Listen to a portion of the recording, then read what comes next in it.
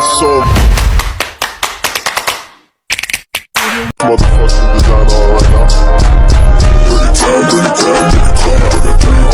some motherfucking design on right now.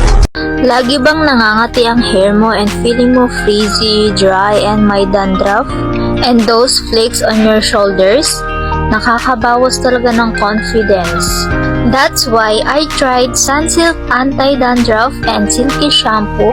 I enjoy how fresh it feels on my scalp every time I wash my hair. My hair looks smoother and mas madaling ayusin after gamitin. Plus, hindi siya mabigat sa buhok kaya comfortable gamitin kahit daily.